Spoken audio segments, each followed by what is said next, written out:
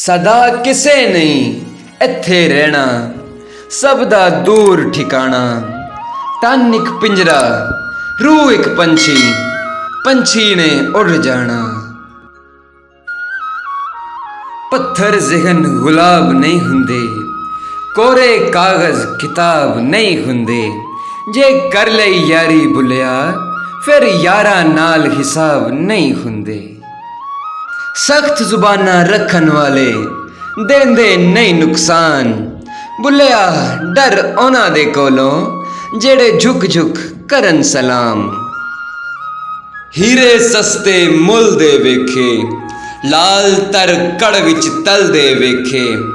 Full पैरां विच rule दे वेखे, सियाणे गल्लां नूं भुल दे वेखे। कोई किसे नाल प्यार नहीं करता, दिल दुनिया विच रुलदे वेखे। रंग बिरंगी दुनिया वेखी, कई कई रंग एक फुल दे वेखे। सकते अजल तो वैरी मेरे, दुख ही अखियां खोल दियां वेखे।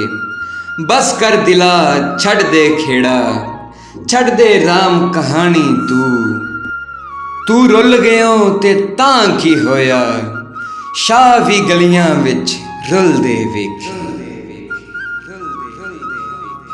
सो मेरे प्यारे दोस्तों, अगर आपको हमारी आज की ये वीडियो भी पसंद आई है तो इसको ज़्यादा से ज़्यादा लाइक करें, सब्सक्राइब करें और शेयर करें अपने प्यारों के साथ।